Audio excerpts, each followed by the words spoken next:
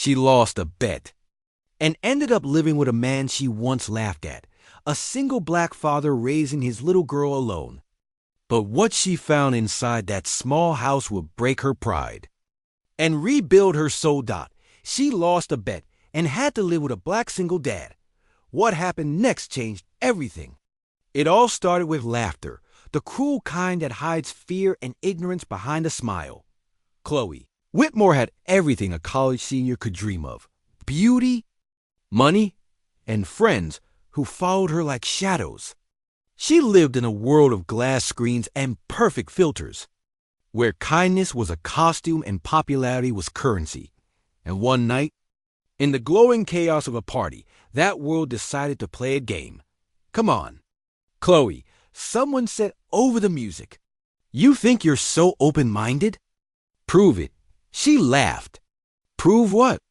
That you're not scared to live outside your bubble, another voice teased. Spend a month living with someone completely opposite of you. Her smirk was quick, sharp. Fine. Who? From the corner of the room, a classmate named Marcus spoke up, his tone half joking, half daring. How about Malik Johnson? The single dad who works in maintenance? The room gasped, then laughed. Malik, quiet, respectful, always wearing the same worn jacket, was invisible to most of them. Except when they needed something fixed. Chloe hesitated for a moment, pride warring with discomfort. Deal, she said, pretending it was nothing. The laughter sealed her fate. When she arrived at Malik's modest home on the edge of town, everything felt smaller than she'd ever known. The peeling paint, the soft hum of an old refrigerator, the faint smell of cocoa butter and laundry detergent. Malik opened the door, surprised but polite. His eyes were calm, deep, unreadable. You must be Chloe, he said. Come in. A little girl peeked from behind his leg.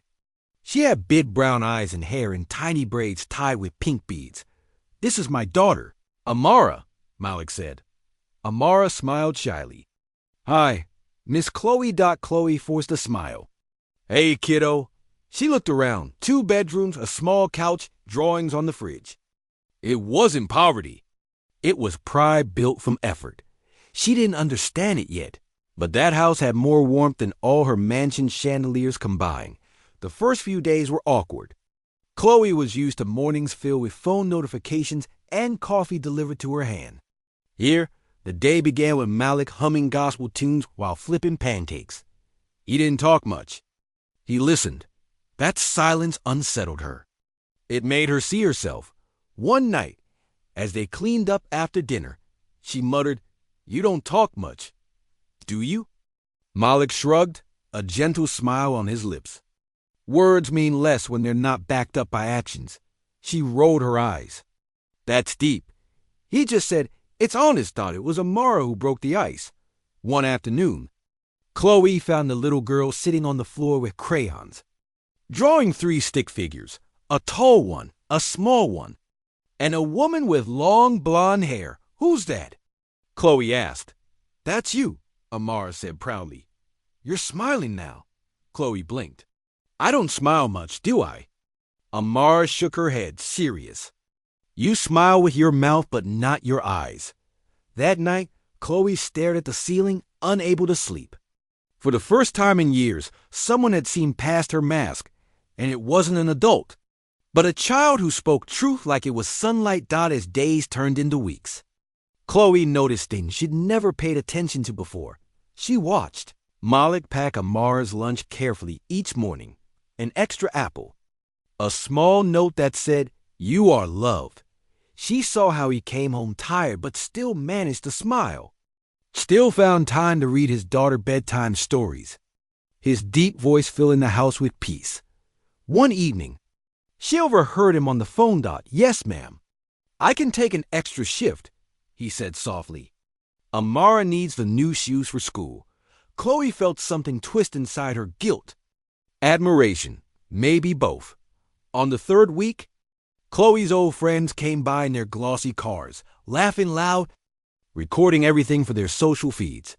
They saw Malik in the yard, fixing his truck with Amara playing beside him. One of them whispered, Can you imagine living like this?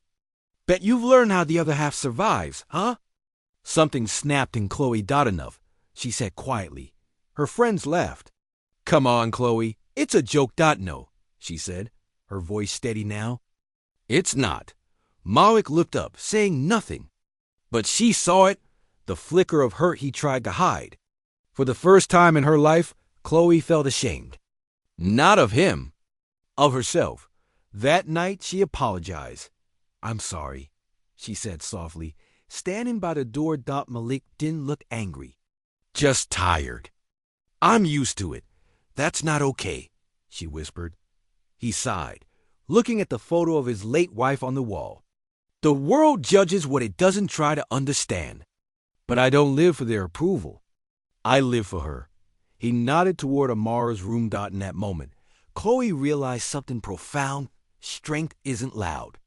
It's quiet, patient, and unbreakable. By the final week, the girl who once mocked simplicity was cooking breakfast, helping with homework, and laughing at Amara's silly jokes. She found joy in routine, peace, and silence, and something she'd never known before, belonging. When the month ended, she was supposed to go back. But packing her bag felt like betrayal. Malik looked at her from the doorway. Bet's over, he said gently. She nodded, eyes glistening. Yeah, but maybe. I lost more than a bet. He tilted his head. What do you mean? I lost my arrogance, she said, and I found what I was missing, a reason to care. Months later, Chloe started a community program at her college, scholarships for single parents. Free tutoring for kids like Amara. In the launch speech, she said, sometimes the people we think we're helping end up saving us. Because strength doesn't always wear a suit. Sometimes it wears oil-stained hands and a tired smile. Malik and Amara were there, sitting in the front row. Amara waved, holding a new drawing, 3 figures again. But this time, the woman wasn't a visitor. She was family. One evening months later, they all sat around Malik's dinner table. Laughter filled the air. Amara spilled juice. Chloe laughed instead of complaining. Malik looked across the table and smiled, not because his life had changed, but because someone had finally seen it, and Chloe realized that love, family, and respect aren't measured by money, color, or circumstance. They're measured by presence, by who stays when they don't have to. We live in a world quick to judge, slow to listen. But sometimes, all it takes is one unexpected connection to rewrite what we think we know about love, dignity, and grace. If this story touched your heart, comment where you're watching from and share it to remind others. Real humanity begins where judgment ends. Subscribe for more cinematic stories that honor kindness, courage, and the quiet heroes among us.